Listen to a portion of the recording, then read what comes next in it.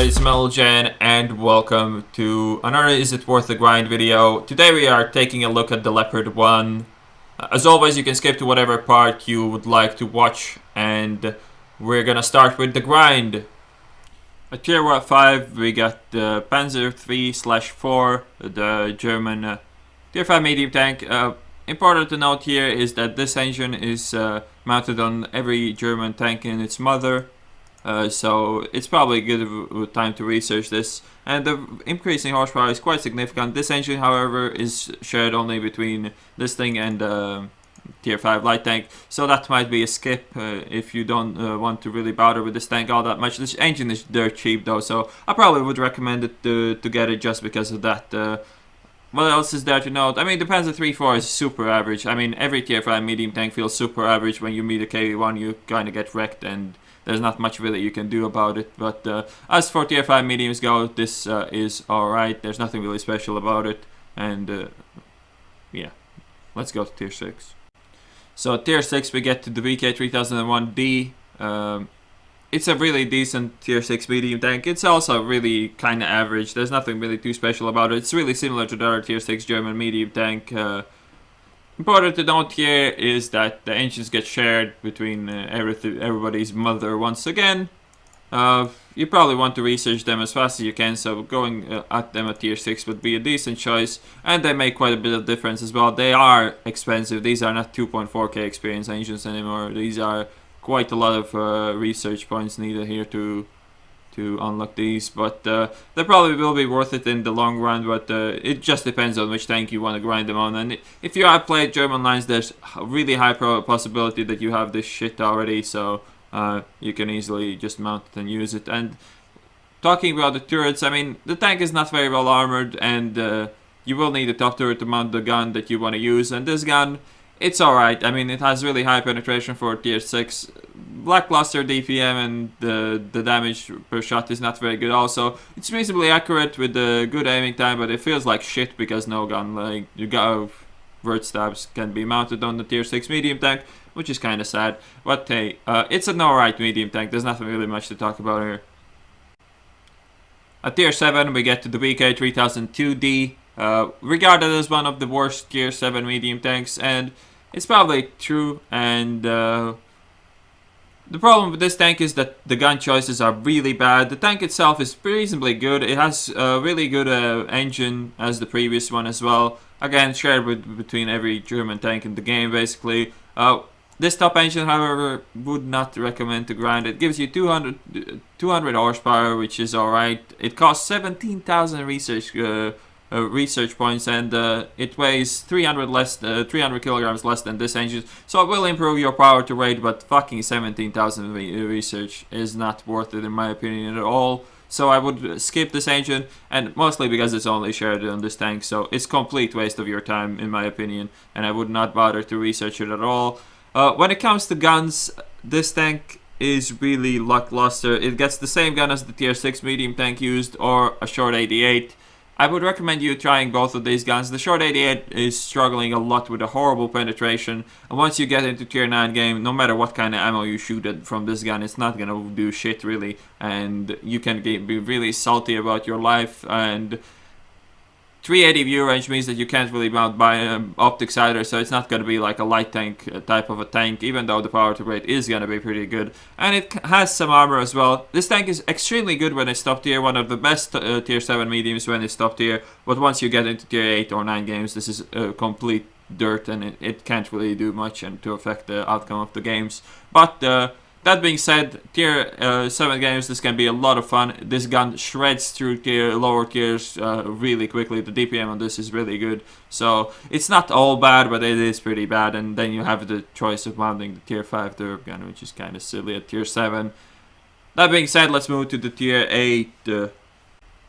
At tier 8, we get to the Indian Panzer. Decent tier 8 medium tank. The stock grind is a bit salty. The funny thing about these tanks is that basically you can skip the engine. You will get that or the Leopard for free. It's quite a bit greedy because the increasing horsepower is quite a lot, but then again the research cost is quite a lot as well. 21,000 and the tier 9 costs 172,000 to research, so it's approximately like 10% long, will prolong your grind by like 10, a bit more percent, so it's up to you. The danger will make a difference though, so I would probably recommend it to grind on this tank. Tracks sadly are needed to even mount the second gun or to mount equipment on the first gun. What's funny here is that the last gun weighs significantly less than the first gun, so and the second gun weighs even more than the first gun, so you need the tracks to mount this gun, and this gun is shared between like everything. This is the top gun on the Tiger one, and again, everybody and their mother has it. So you probably have this already, and if you don't, you probably should research it here for sure. I mean, the stock gun is quite painful. It's the same gun as the previous tank was using, and you will have to grind the tracks with it, which are quite expensive. So it's not a good grind at all. You might, if you have enough credits to afford the suspension enhancing equipment, whatever it's called on this tank, then you can quite easily go to the second gun, and from there on the grind is going to be alright. This gun is adequate for the tier. It's the gun that Panther 2 uses, and this gun is just better than the gun that Panther 2 uses, so you should probably try to get the enhanced suspension before you even touch this tank. So yeah, then you get to the tier 9, which we are going to talk about in a second. At tier 9 we get to another one of these funky tanks, the Leopard prototype. What is important to note here, again, stock gun weighs more than the top gun, so that's probably the same suspension tool you were using on the Indian Panzer probably should be carried over to the Leopard prototype. I mean, the fact that you cannot mount the second gun without using, the fact that you can't have this first gun and equipment mounted is quite silly with the stock track. So enhanced suspension is a must on this entire line, it seems. And the funny thing about this tank is that all three of these equipment pieces make huge difference. So first of all, the engine is a huge improvement. The Leopard is gonna feel like a completely different tank once you get that second engine. The gun is obviously a huge improvement, and get this, the turret makes both guns so significantly better. Look at the stats now: 4.62 rate of fire, 3.6 accuracy, 2.9 aiming time. Mount the top turret and the rate of fire goes up by almost 1 round per minute, accuracy goes down by 0.04 or something, and the aiming time goes down by 0.6 seconds as well. So huge improvement of the gun, improvement on the view range as well. I'm pretty sure that my research order was the engine, the turret, and only then the gun. I mean, this gun is not excellent for the tier, but the engine and the turret at least makes it a decent passive, aka passive light tank, which is something that the Leopard is not horrible at. This gun is still gonna have excellent rate of fire and excellent DPM. Penetration is a bit lackluster, but you can get away with using this. It's not very pleasant, but it's not the worst thing out there either. You will have to use the suspension enhancing tool though. And that is pretty much it for the grind. Let's get to the Leopard. So that was the grind. Now about the Leopard 1. Important to note that there's no real armor to talk about on this tank. You can bounce shots in auto bounce angles on all around the tank really, but it's super unlikely, and most parts of the tank are really thin, like 50 degrees, 50 millimeters, so if 150 millimeter guns shoot at you, they will never bounce this ever, and the sides will never bounce on even with that 120 mils, so the tank is not going to bounce much. You can get some lucky ricochets off the sides of the turret, off the sides of the gun mantlet, on top of the gun mantlet, but other than that, do not ever count on this armor. Try to not get shot in the hull, as it holds the ammo rack right in the front, so it's annoying as shit when you get ammo racked, and it happens quite a lot in this tank. So talking about the soft stats and all the other stats, gun depression minus 9 degrees, which is pretty damn good. Comparing it to the STB1 to begin with, gun depression to the back is really bad, which is also important to note. You do not try to shoot anybody that's behind you without turning your hull. Power to weight 20.75, pretty good, but what makes the difference between the Leopard 1 and the STB 1 is these soft stats that you cannot see anywhere, that fuck up STB 1 quite badly. But what's interesting to note here is that Object 140, the Russian tier 10 medium tank, the heavily armored super turret, well not super turret, but reasonably armored tank with really good turret, is Object 140 has way worse power to weight, but The Leopard this time gets buried by the stuff stats that should never exist in this game. And it's really sad that this even exists and is not disclosed anywhere. I mean, Leopard 1 is actually not that much faster than the Object 140 on acceleration, which is really sad when you all things considered. If you compare it to the T62A, I'm pretty sure the similar situation will appear. Even worse, the 62A soft stats are even better than the 140s, and the armor difference between those tanks is quite ridiculous. And what else? Oh, power to weight, yeah. I mean, the tank is not as fast compared to the Russian mediums as it should be, and it's a shame, but there's nothing you can do about it. That being said, let's get into the replays. So here's the first game, playing on Siegfried Line, spawning north. Not my favorite map or spawn, to be fair, but there is some places you will see.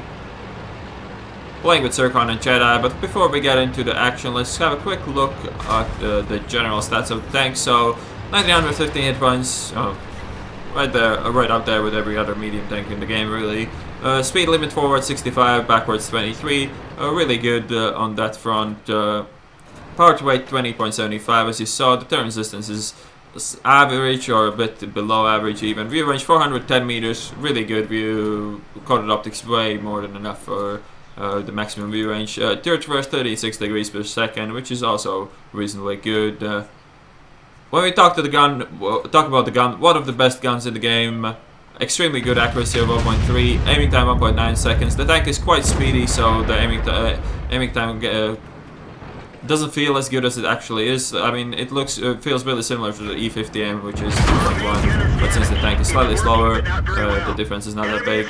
390 average damage per shot, as most of the tier 10 mediums, 268 penetration, and DPM with stock value is 2691, which is really, really respectable.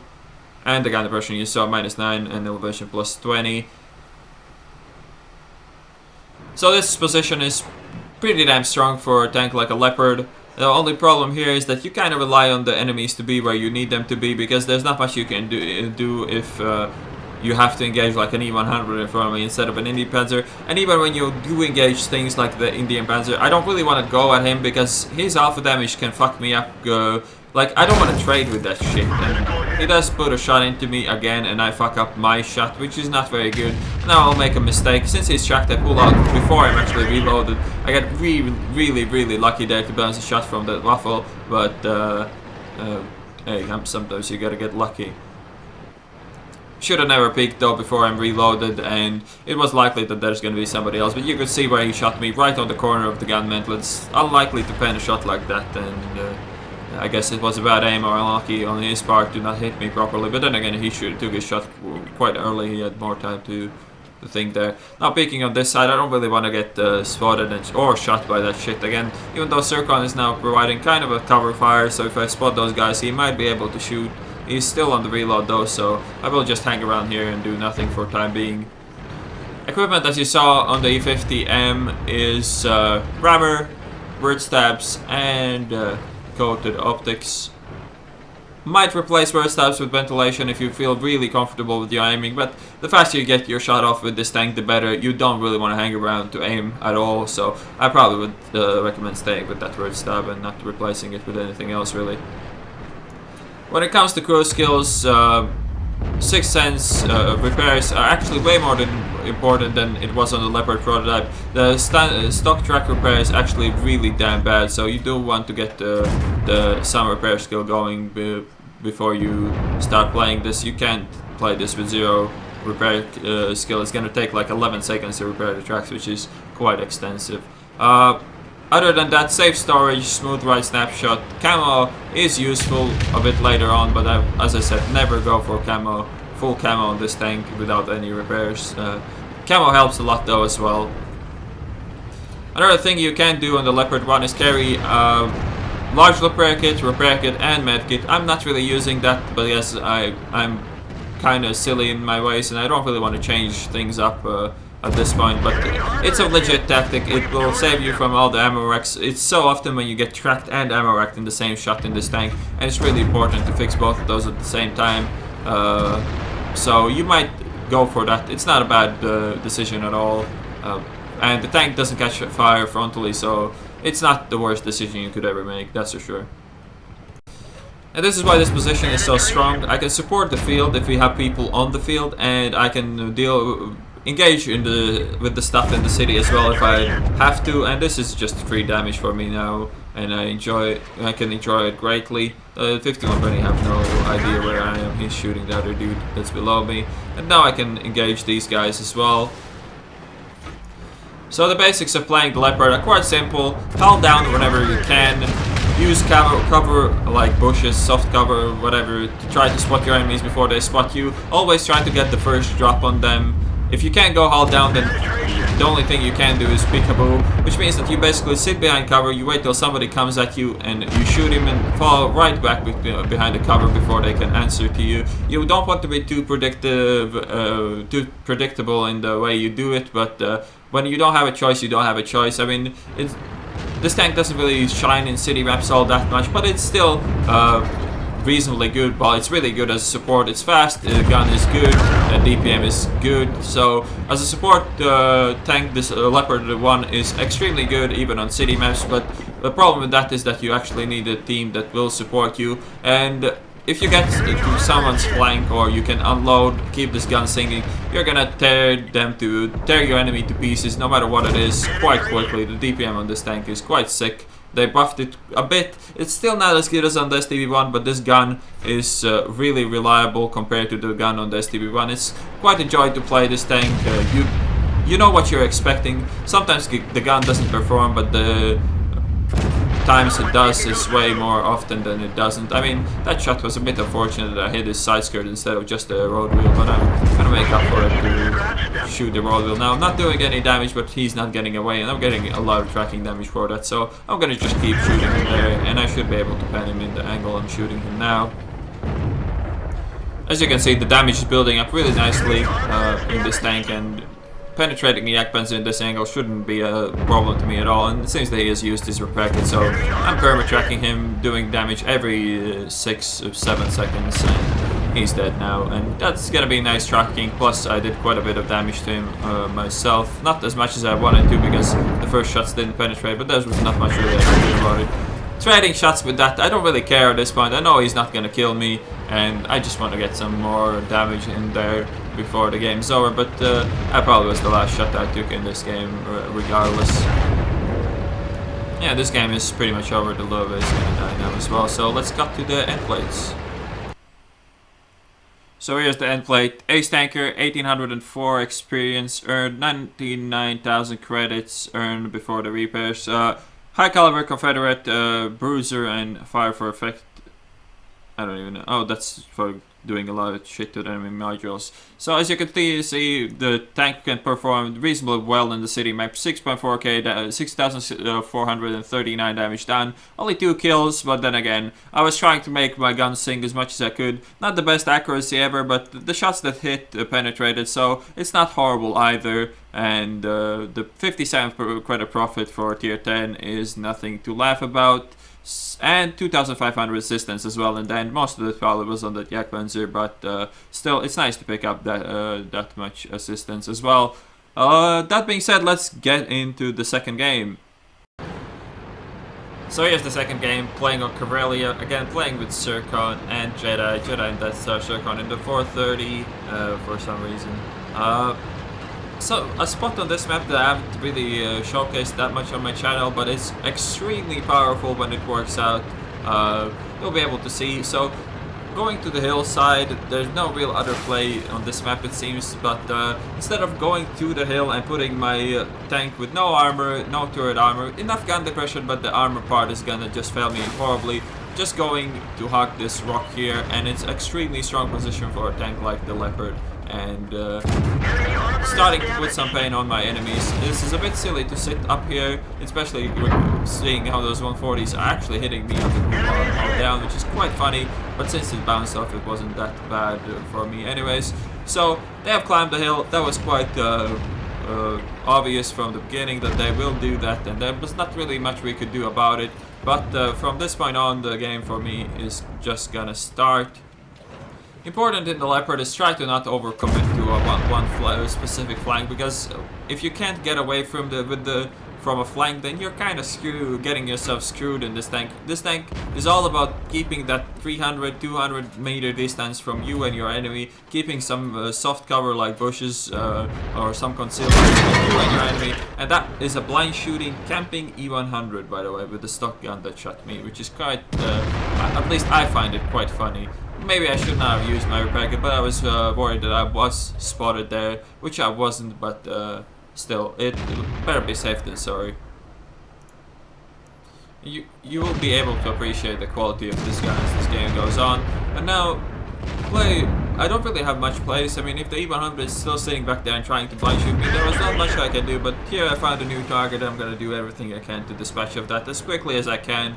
The thing about this is, I usually like to sit here for like 10 seconds and then peek out, but since the threat that I'm facing is not that severe, I am willing to commit, even if I'm spotted. I'm willing to trade shots with essentially. I mean, it's totally worth it to do 1000 damage in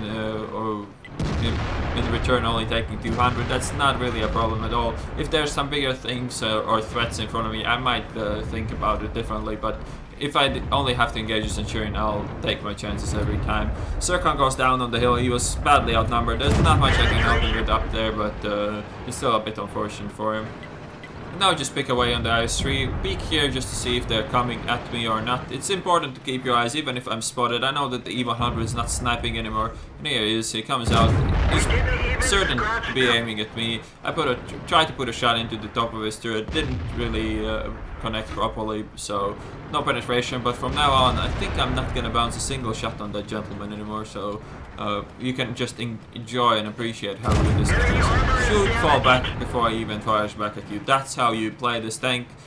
Have concealment, you hide behind, you shoot, and you're behind that cover before your enemy even pulls the trigger, which is exactly the way you do this in this tank.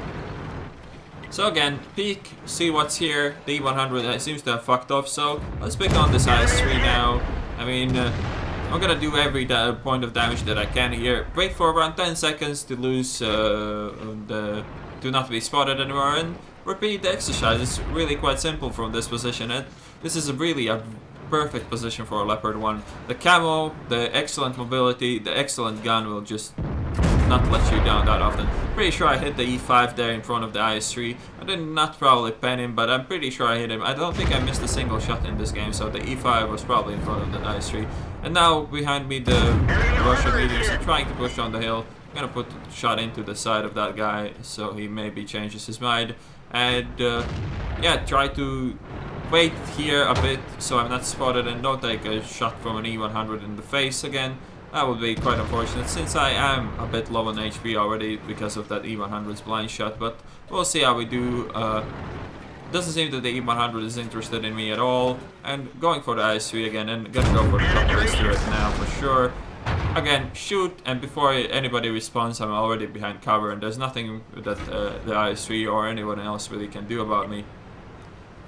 Can't call this camping, but when you camp right in the middle of the map, it's not really camping, it's just holding a choke point, holding an extremely strong position, which is in a way how you win games in World of Tanks. I could understand somebody disliking the playstyle, but hey, I'm gonna abuse the hell out of the position if it's really good and if I'm not getting pressured. Lovely shot into that E100's vision bar on the top of the turret. It's quite a bad weak spot to have on a tank like that, but now I'm gonna try to shoot this E5. Gonna shoot him right in the corner of the hull. It's the weakest armor there, and it was really badly angled right towards me, so it's an easy penetration. Again, wait around 10 seconds so they get despotted and repeat the exercise. Really simple. So now it seems that the IS-3 is crossing. He gets one from the 704. Gonna go for the E5 if he's, especially if he's turning his side towards me. Nice roll, 399. I'm just gonna wait here and see if I can engage the E100. E100 is gonna go for the 704, so I shouldn't be too afraid of my health. Get his vision bar once again. Extremely good gun on this tank. I have to repeat that once and again. Now the E5 is going for me. I'm pretty sure I'm still spotted, but I'm gonna take this shot anyways. A bit unfortunate, but he still misses, so it's not that bad. Now I'm gonna peek out once again. My reload is good enough for them to not be able to aim at me. E100 misses, and I plant one more shot right into his weak spot. as you can see, the gun is a candy, and it's so reliable. I mean, when it's not reliable, you get frustrated quite quickly, but this gun delivers most of the time. And again, a 453 roll as well. Really, really lucky here. You can see, like, not a lot of action, but I'm shredding the health of their heavy tanks to pieces, and that's a bounce from an T-110E5. Was an angled upper plate, which is bound to happen. I mean, my position is really good for engaging that. That was quite unfortunate. I hit the gun of my object 268 instead of hitting the E100. The 268 probably wasn't very happy about that, but not much I could do about it. I was hoping to get lucky there, but I didn't. It doesn't really matter that much. If I fucked up with the 268 gun, that could be quite unfortunate. But if I didn't even do that, then it really didn't leave any impact on the game. E100 side scraping. I tried to get his track while doing damage, but I didn't manage. He didn't spot me though, so I can still sit out here and easily do damage to the E5, who is coming out with his third turn sideways, which is really bad play, and he deserved to get shot there. Now getting a bit greedy. The E5 is still spotted, and I'm just peeking out while he's still spotted, and he blind shoot. He didn't blind shoot me. I'm pretty sure I was still spotted, but he bounces off another shot, so 2 bounces off the upper plate. As you can see, when you angle this tank at 45, then you can get those bounces, but you have to be really lucky to pull it off. But again, it's all about the positioning. Try to give your enemies as hard shots as you can, and luck will be in favor of the player that positions his tank better, and the player that is not sitting in the open with his turret facing sideways. So the 268 picks up the kill on the E5. The game is still not really looking very good, but I think we can pull it off. My health is still good enough, and I thought that 140 is going to drop, but he didn't. He stayed up here. It's a really bad play in my opinion. He gets tracked, so I should have an easy kill up here. No problem whatsoever, and here he goes. He's dead. The replay is getting a bit laggy here, so I am going to pause it and resume it. It usually fixes the issue, whatever the issue is even, I don't know. And now, need to go back to the base before we get capped. If they intend to cap, they will do it quite quickly, and there's not much we can really do about it. A bit of a unfortunate encounter here in a second, as you will be able to see. So 30-90, shoot on the move.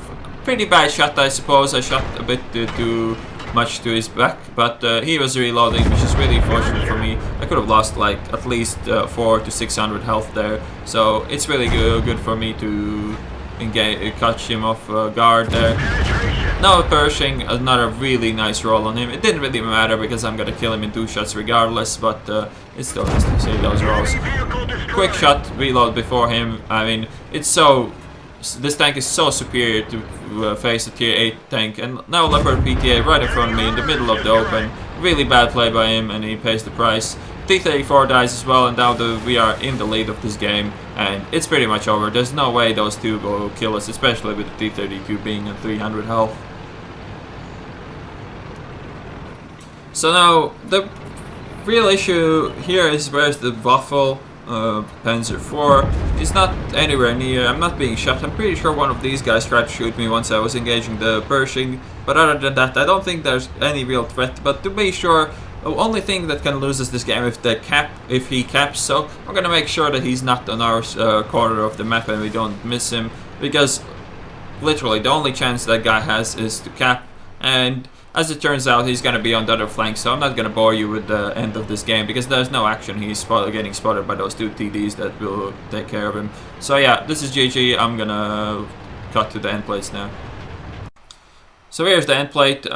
Managed to pull out quite an impressive game where I didn't have a single medal. I don't think I've ever had a better game where I don't get a single medal, which is quite weird. Ace Tanker, 1956 experience with premium count, 106k profit, 8139 damage done, 300 assisted, which is why there's not that much experience in this game. 5 kills, 304 base XP. What's interesting to note, 31 shots fired, 31 hits, 26 penetrations. Not the best penetration rate in that game, but most of the targets I was bouncing off were tier 10 heavy tanks, so it's understandable. Damage blocked by armor, 1120. Quite hilarious. Bounced the 140, bounced the E5 twice, I believe, and that probably should cut it. Yeah, that's about what I did there. Position of the map I was taking is extremely good, as you can see when it works. Doesn't work always, but let's get to the verdict now. So combining the grind with the tier 10, we have to come to a verdict. So is the Leopard 1 worth the grind? Fuck yeah it is. First of all, the grind is actually not that bad. There is some stinkers, but most of the tanks are pretty good. Tier 7 is bad, and you definitely need to get the torsion bars or whatever the fuck it's called, just to make the grinds easier on tier 8 and 9. But other than that, the tanks in the line are decent. The Leopard Pro that will put the basics in on how to play the Leopard 1 as well. And when we talk about the Leopard 1, one of the best tier 10 mediums. It's a lot of fun to play. It requires quite a skilled player to do well in. It requires quite a lot of map knowledge. It requires good knowledge about camo and view range and ways to abuse it. And yeah, it's an overall great tank. It's very flexible. It gets let down by the lack of armor, so close range engagements are usually a bad thing. But even as you saw in the first game, you can still get away with it as long as you're playing support and not trying to rush into too many guns and taking too much damage. I hope you guys enjoyed this review, and I will see you on the next one. Thankful that I have had this channel for such a long time and I still haven't done a Tiger review, so here's the review, and don't bother the glitch that it shows through the tracks. I probably